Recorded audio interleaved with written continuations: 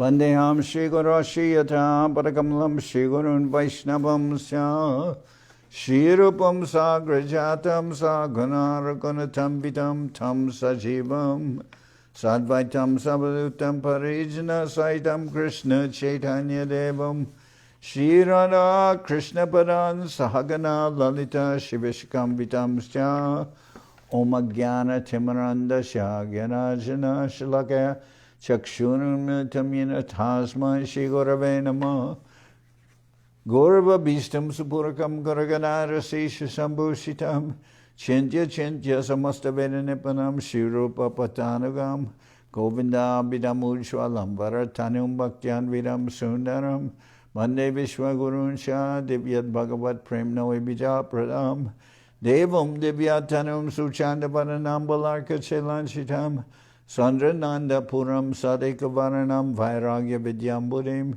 Sri Siddhanta Nidhim Subhakti Lasitam Saraswatanam Baram Banditam Shubharam Madeka Sharanam Nyashishwara Sridharam Vansha Kalpatarubhyasya Kripa Sindhubhyevacha Patitanam Pavenibhyo Vaishnavebhyo Namo Namah Namo Mahamaranyaya Krishna Prema Pradayate Krishnaya Krishna Chaitanya Namane Gauratavishe Namah.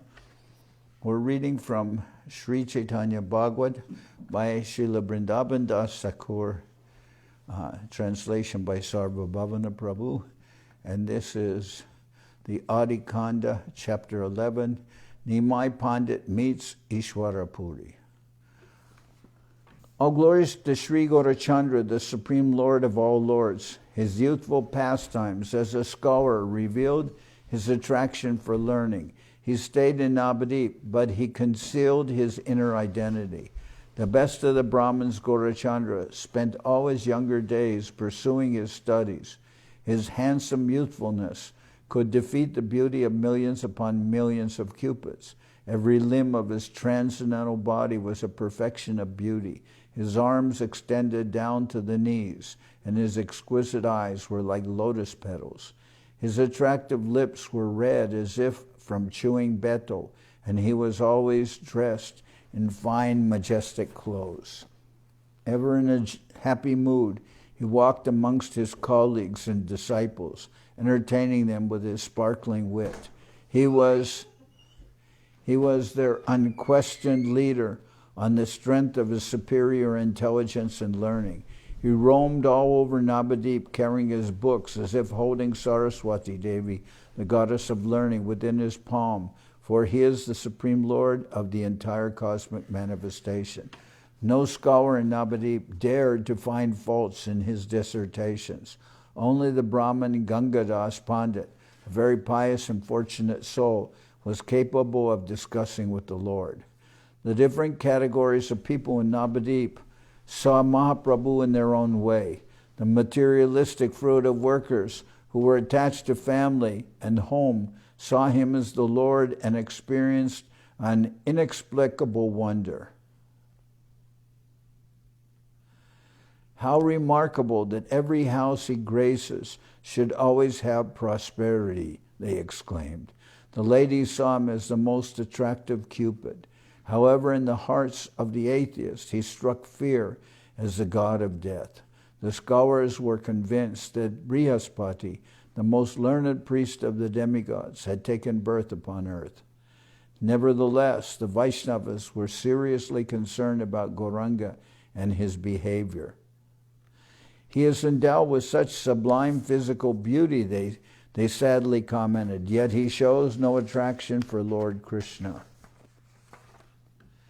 What will all his learning and erudition bring him except years of wasted time?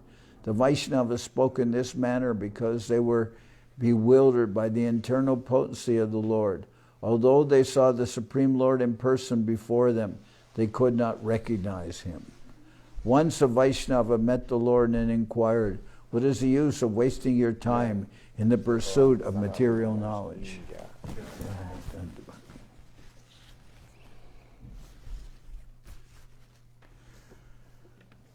Once a Vaishnava met the Lord and inquired, "What is the use of wasting your time in the pursuit of material knowledge?" The Lord smiled at the concern of his devotee and replied, "Truly it is my great fortune that you are instructing me to accept the path of devotional service."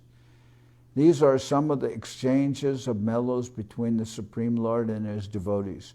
Yet even the devotees, what to speak of ordinary men, could not recognize the Lord as he unfolded his pastimes in the mood of a scholar. Navadip was the seat of learning in those days, and students and scholars came there from all over. There were many pure Vaishnava devotees amongst them, especially from Chattagram, who had come to live near the bank of the Ganga.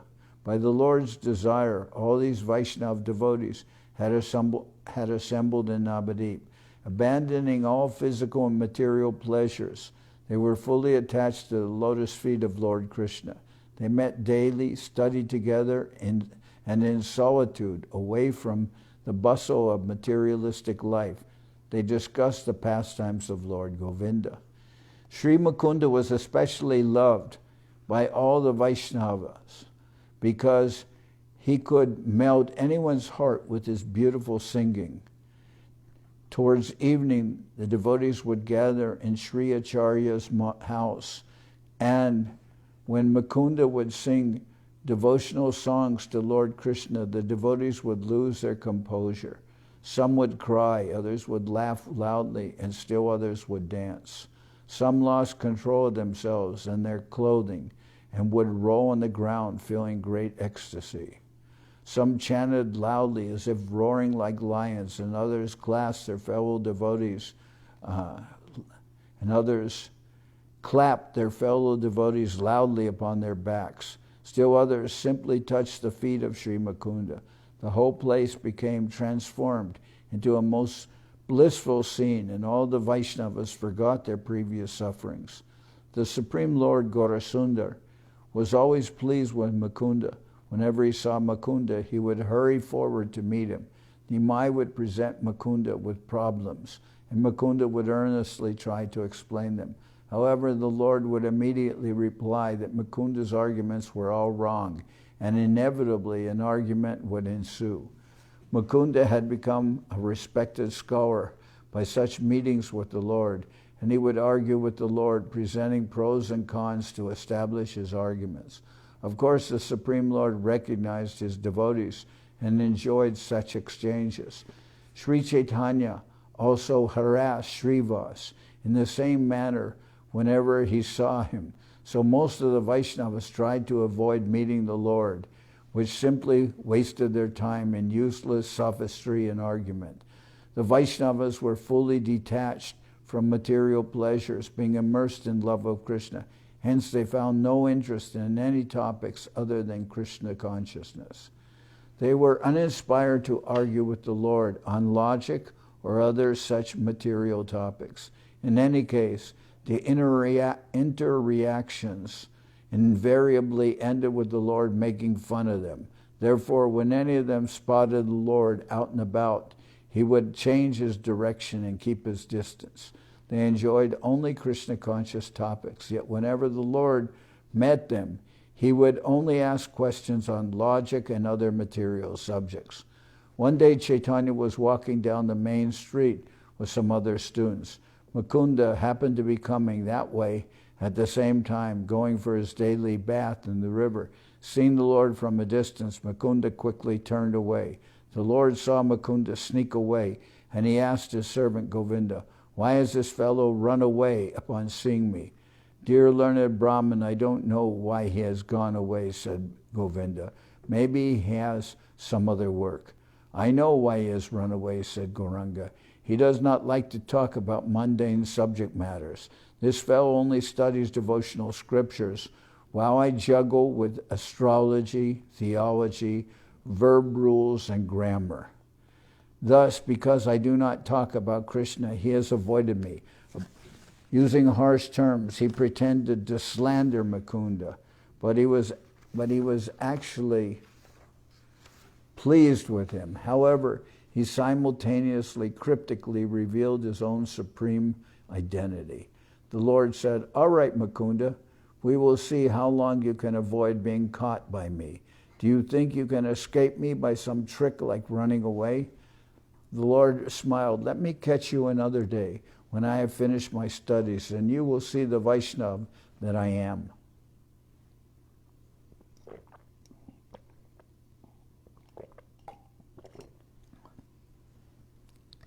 I will become such a Vaishnava devotee that Brahma and Shiva will come, stand, and wait patiently at my doorstep. So, my dear brothers, now hear from me carefully. I will become the most famous and extraordinary Vaishnava. Today, those who now run away at the sight of me, tomorrow will sing of my qualities and glories. After his speech, the Lord smiled brightly and left for home with all his joyful disciples. Who can appreciate these most pleasurable pastimes of Sri Vishwambar unless the Lord himself reveals them within one's heart? However, whilst the devotees in Navadip displayed wonderful devotional qualities, the rest of the residents were mad after wealth, sons, and other such temporary material opulences.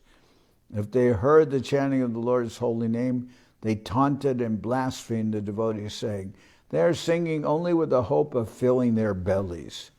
Other atheistic persons remarked, "These people are avoiding the cultivation of knowledge, preferring to dance in the road like crazy fellows.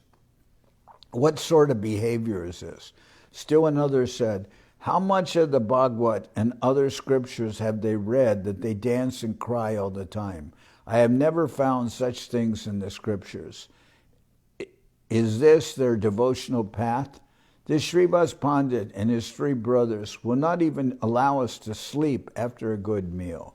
I have asked him, is there no spiritual benefit from chanting the name of Krishna softly, or is it only by howling and dancing that some special benefit is derived?"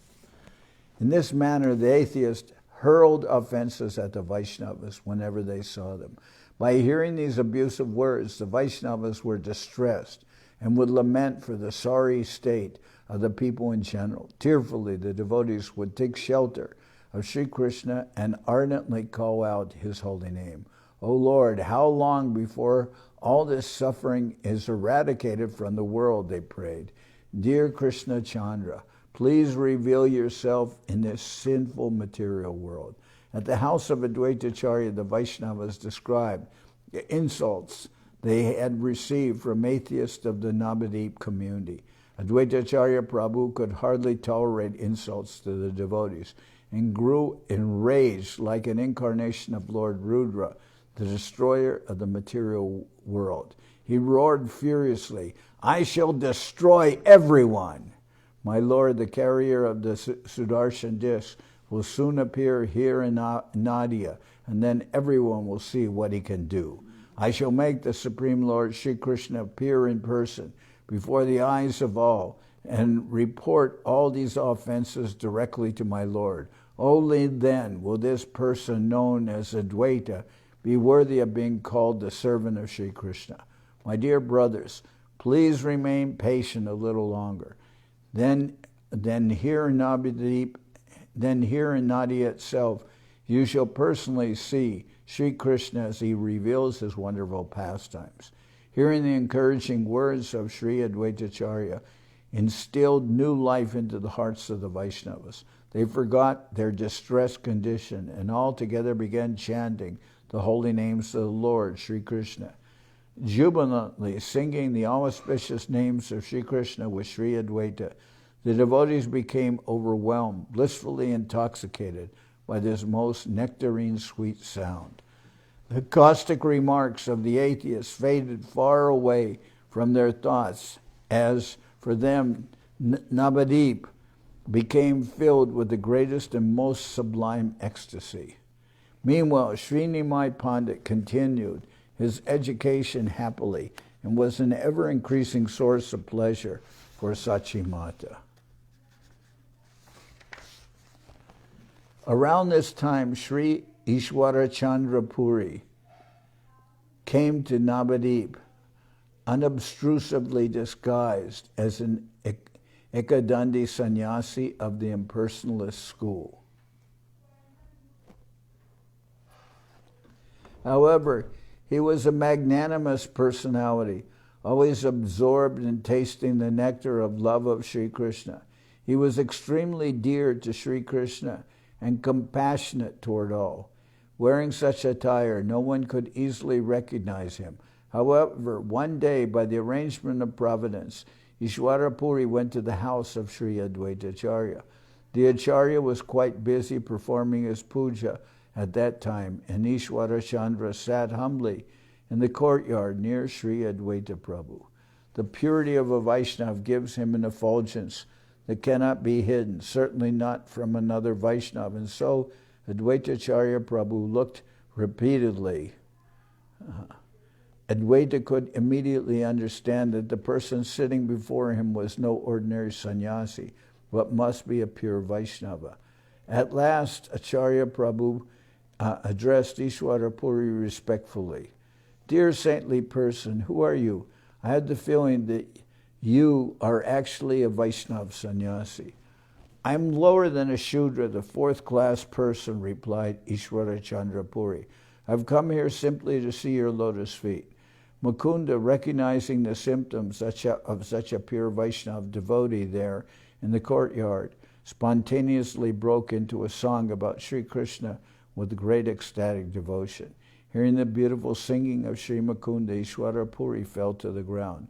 Incessant tears poured from his eyes, while repeated increasing bursts of devotional love and ecstasy overcame him. Advaita Acharya was startled and quickly drew Ishwara Chandra into his arms. Soon he also was bathed in the tears of the saint. Both were swept away by ecstatic waves of love for Sri Krishna and were unable to control their ever-increasing spiritual emotions. Inspired by the scene, Mukunda sang appropriate shlokas, verses, one after another. The assembled Vaishnavas were astonished to see such a display of intense spiritual emotions and their hearts filled with divine happiness. Moments later, when the devotees learned that the humble sannyasi was actually Sri Ishwara Chandra Puri, they broke into a spontaneous kirtan, overjoyed that such a great devotee was in their presence.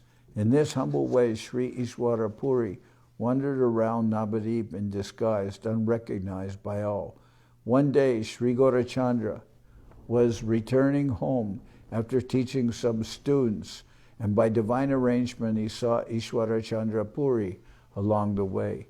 Recognizing his servant and dear devotee, the Lord immediately offered him obeisances with the greatest respect.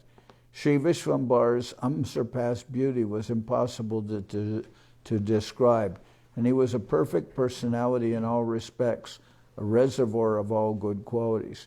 No one could understand his innermost feelings, nor know his real identity. Yet everyone regarded him with the greatest awe and respect. Ishwara Chandra Puri glanced at the Lord's features and knew immediately that Nimai was a grave and sublime transcendental personality.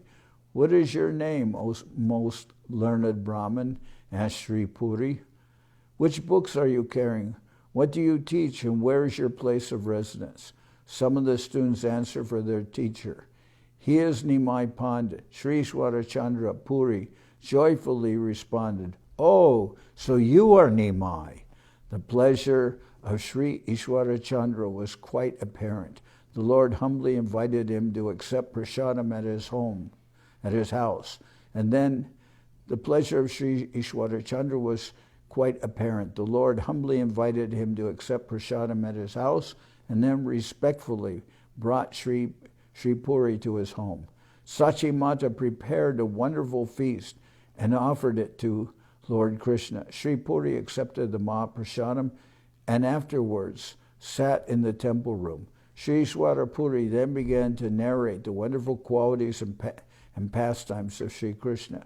At one stage he fell silent, overcome by the ecstatic emotions of transcendental love, and was thus unable to speak any further.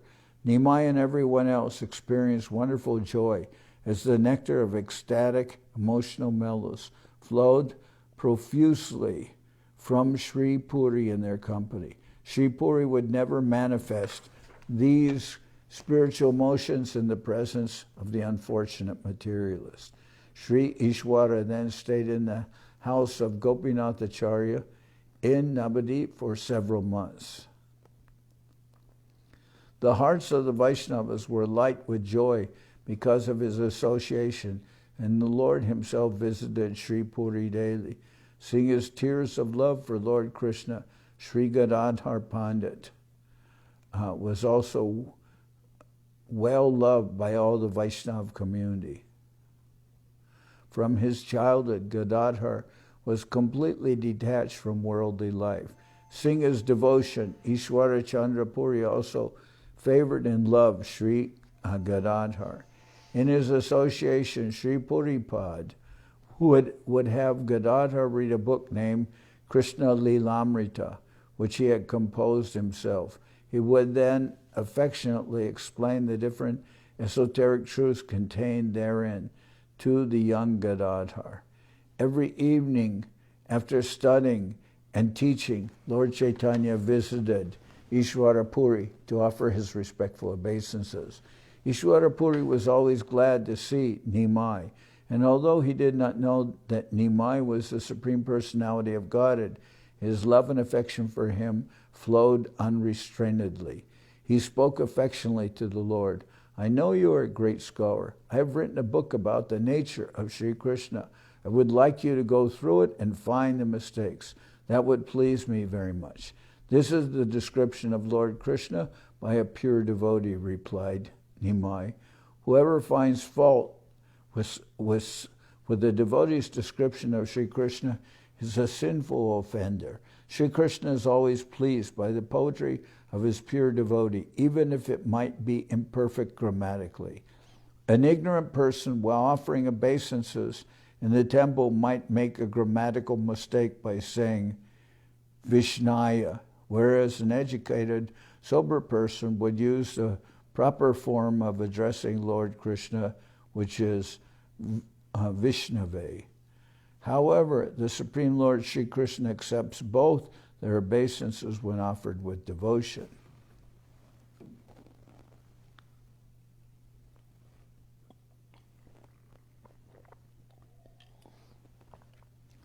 The Supreme Lord Sri Janardan is not impressed with mere learning, but he is supplicated by the inner mood of surrender of the living entities.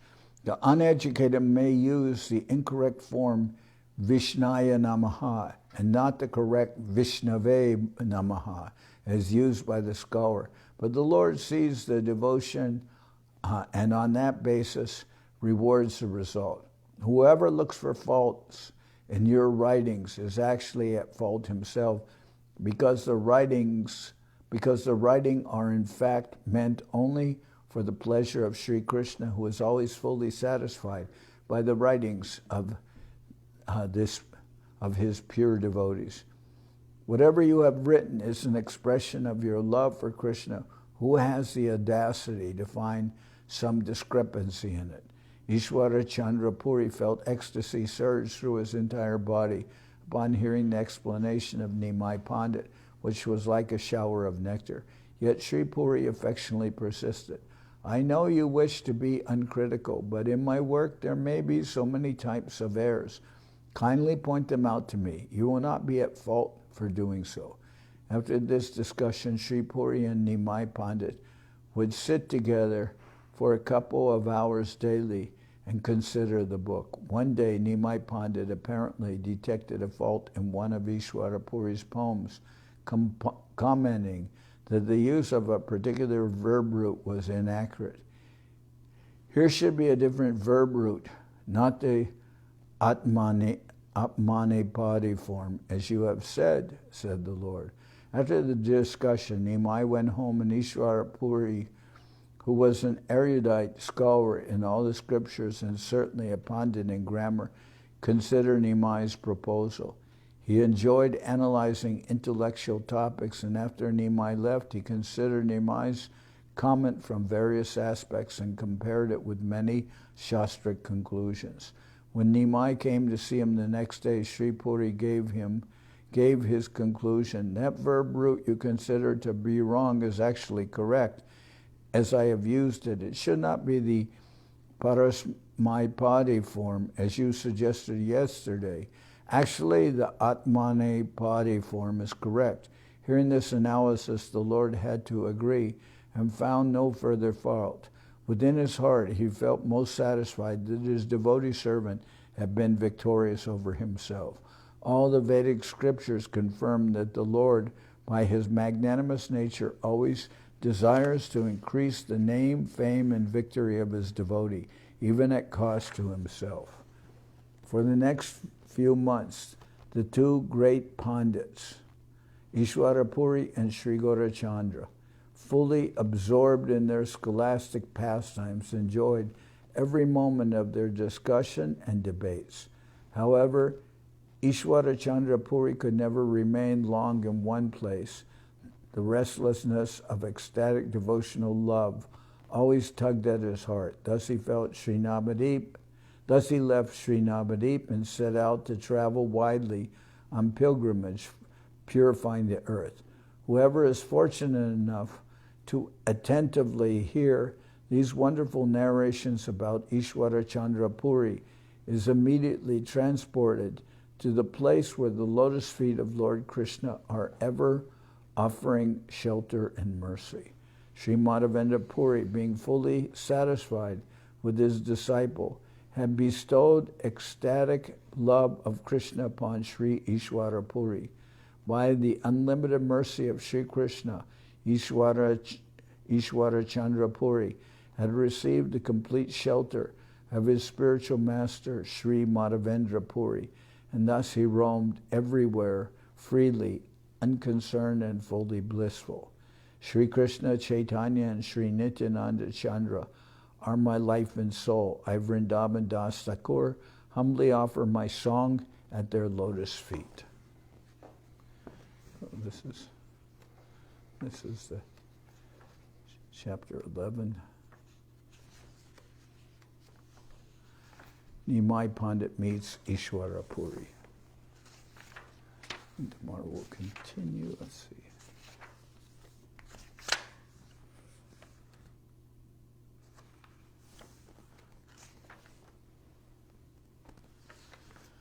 Okay. And today also is, I believe, disappearance day of Sri Ramadidi. Sri Ramadidi is Srila Sridhar Maharaj's sister, Ramadidi, a very wonderful person. So today is her divine disappearance day. Hari Haraya Nama Krishna Jaravaya Nama. Hari Haraya Nama Krishna Jaravaya Nama. Jaravaya Madhavaya Keshavaya Nama. Madhavaya Madhavaya Keshavaya Nama. Gopal Govinda Ram Shri Madhusudan. Gopal Govinda Ram Shri Madhusudan. Giridhari Gopinatha Marana Mohan. Giridhari Gopinatha Marana Mohan. Sri Chaitanya Nityananda Sri Advaita Chandra.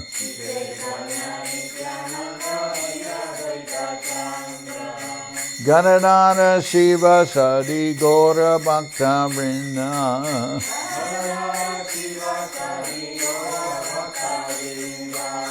Jai Rupa Sanatan Bhakta Raghunan.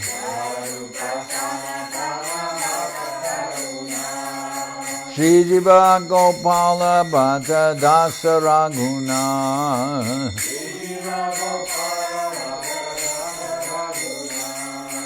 H.I. Gosai Kori Charana Bandhan.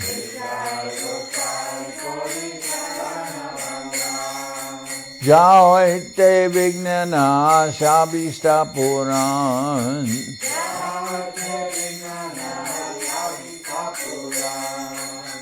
Echai Gosai Jar Mui Taradas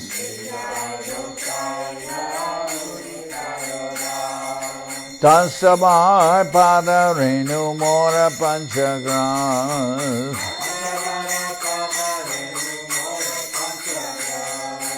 Kader Charana Sevi Bhakta Sanibas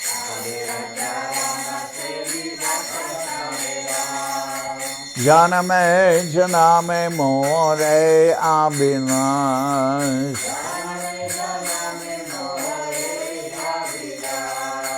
Echai Gosai Chabe Braje Goilabas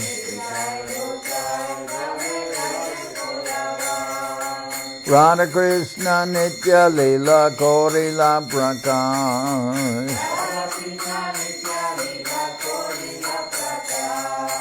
Anande Bolo Hari Bhaja Vrindaban Shri Guru Vaishnava Pade Majai Aman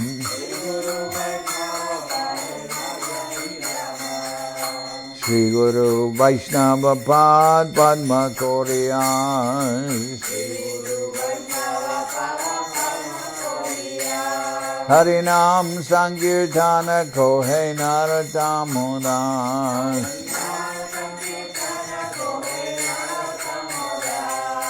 Shri Guru Vaishnava Pad Padma Koriyas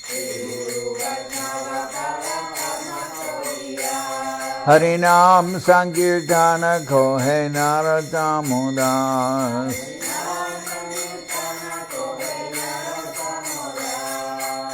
Hare Krishna, Krishna Krishna, Hare Hare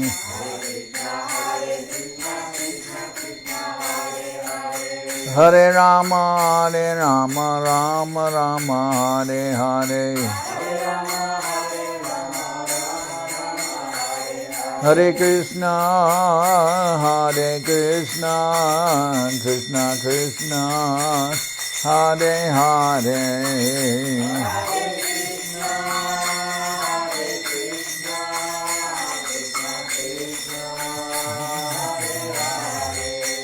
Hare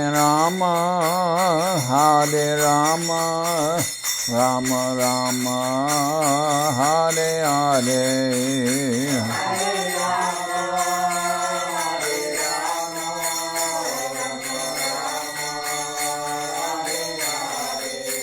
Hare Krishna, Krishna Krishna, Hare Hare.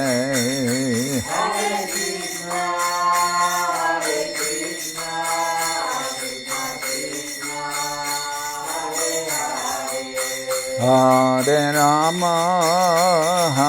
Rama, Rama Rama, Hare Hare.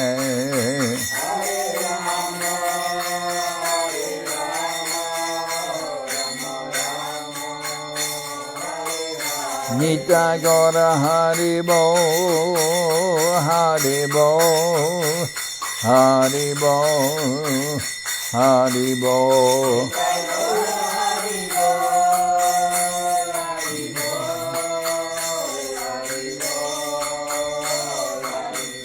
Nita Gora Haribo, Haribo, Haribo, Haribo.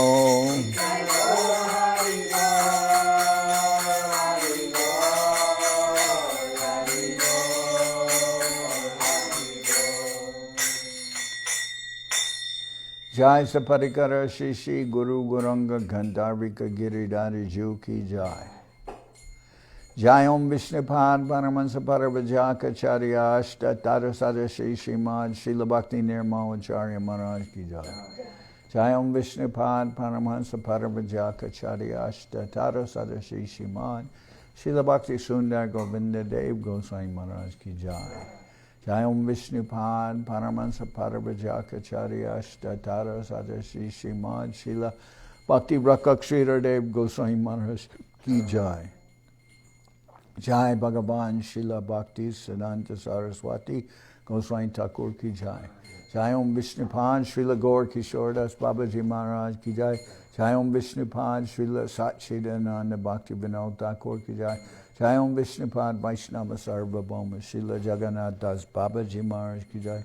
Rupanuga Guru Bharga ki Jai. Namacharya Srila Haridas Thakur ki Jai.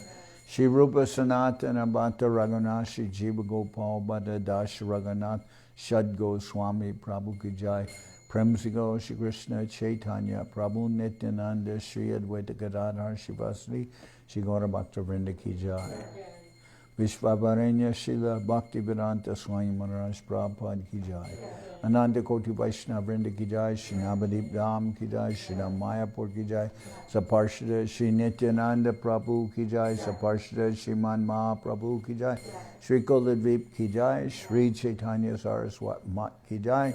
Soquel Shri Chaitanya Saraswat Seva ki Jai. Ganga Devi ki Jai. Tulasi Madharani ki Jai. Bhakti Devi ki Jai. Shri Vrindaban Dham ki Jai. Shri Shri Radha Krishna Gopi Govardhan Sham Kuna Radha Kunda Kalindi Yamuna Jo ki Jai. Samaveda Bhakta Vrinda ki Jai. Shri Harinam Sankirtan ki Jai. Shri Akadasi Upavas ki Jai. Shri Srila Bhakti Kushamashra Maharaj ki Jai. All the assembled devotees ki Jai. Gaur Premanande Hari Bo. Jai Om Vishnu Pad Srila Bhakti Pavan Janardan Maharaj ki Jai.